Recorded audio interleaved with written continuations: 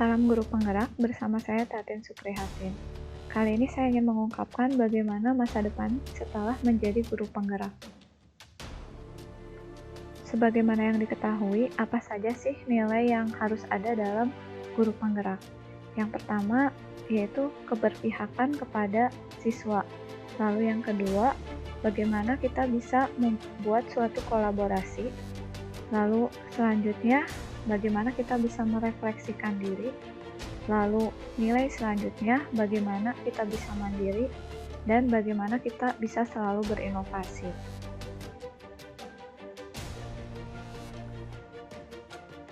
Keberpihakan pada siswa, saya memahami ini sebagai kita harus bergeser dari pemusatan kepada diri sendiri maupun pihak lain menuju kepentingan pembelajaran murid. Lalu untuk mandiri sendiri, saya memahami ini sebagai kita sebagai guru penggerak harus memiliki daya lenting dan terpacu untuk memperhatikan kualitas kinerja dan hasil kerja, sehingga beranjak dari kekaburan dan ketidaktepatan menuju keelokan dan ketepatan kualitas kinerja dan hasil kerja. Lalu kolaboratif, saya memandang ini sebagai membangun rasa saling percaya, saling menghargai, serta mengakui dan mengelola kekuatan serta perbedaan peran tiap pemangku kepentingan di sekolah, sehingga tumbuh semangat saling mengisi, saling melengkapi, dan semangat pembelajaran dalam suatu tim. Lalu untuk reflektif sendiri, saya memaknai ini sebagai pengalaman yang terjadi di sekeliling kita, baik yang terjadi pada diri sendiri maupun pihak lain secara positif, apresiatif, dan produktif. Dan yang terakhir, inovatif. Inovatif ini saya memahami sebagai kita sebagai guru penggerak harus mampu senantiasa memunculkan gagasan yang segar dan tepat guna, sehingga nilai inovatif ini juga mengisyaratkan penguatan semangat kreasi dan pemberdayaan aset kekuatan yang ada di sekolah untuk mewujudkan visi bersama. Nah, lalu bagaimana masa depan tentang keberpihakan pada siswa? Saya memandang ini sebagai saya harus selalu mengajar dengan metode student center, di mana murid yang menjadi pusat perhatian dalam pembelajaran. Kalau dalam konsep Ki Hajar Dewantara, kita harus selalu menghamba kepada siswa.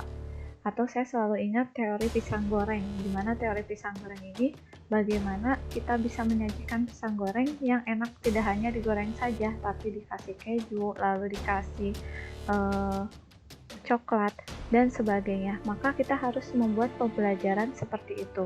Sehingga di sini harus selalu menghasilkan suatu inovasi pembelajaran agar siswa senang dan semuanya dilakukan untuk siswa.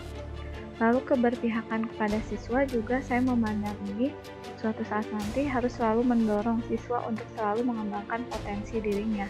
Dengan cara apa? Yaitu dengan cara selalu memotivasi siswa, lalu menjadi teman curhat bagi siswa, terus selalu melihat potensi yang ada dalam diri siswa. Karena saya yakin setiap siswa punya satu potensi yang bisa untuk dikembangkan. Lalu untuk sifat mandiri sendiri, saya berplanning bagaimana kalau saya selalu untuk belajar.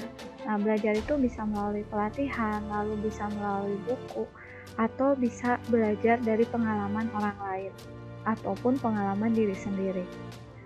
Nah, mandiri juga, saya memandang ini sebagai guru penggerak harus menjadi panutan dalam menyelesaikan tugas.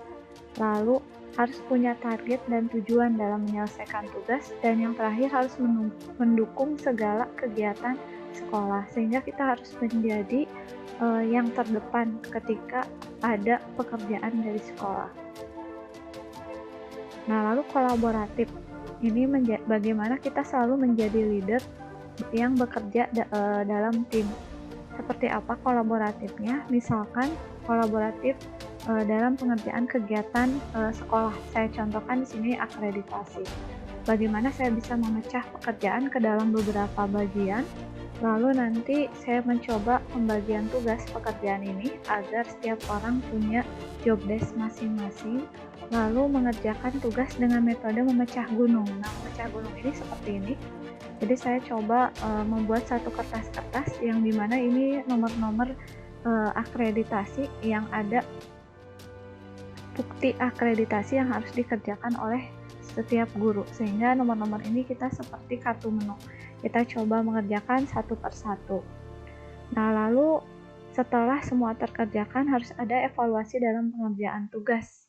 Nah, ini contoh evaluasi untuk nomor-nomor akreditasi, apa yang kurang itu harus dievaluasi, sehingga di situ timbullah suatu kolaborasi dalam mengerjakan pekerjaan. Jadi tidak kita hanya sendiri dalam mengerjakan pekerjaan, tapi kita bisa bekerja sama dalam suatu tim. Lalu kalau kolaboratif dalam pembelajaran, saya mencontohkan bagaimana saya bisa melis tugas dan membagi tugas itu membagi tugas sesuai dengan kemampuan orang. Misalkan kalau saya suka media, berarti saya mengambil bagian yang medianya. Mungkin ada yang mengambil bagian yang RTP-nya.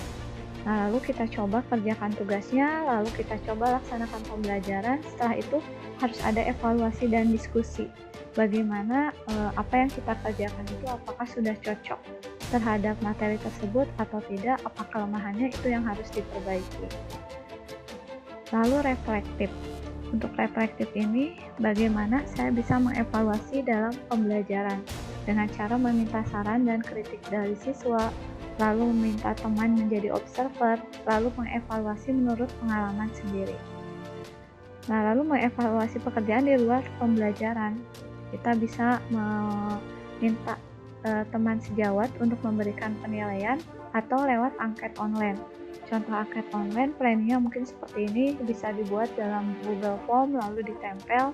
Itu kritik dan saran bisa dari orang tua, bisa dari siswa, atau dari sivitas yang ada di sekolah, sehingga ini untuk mendukung perbaikan sekolah.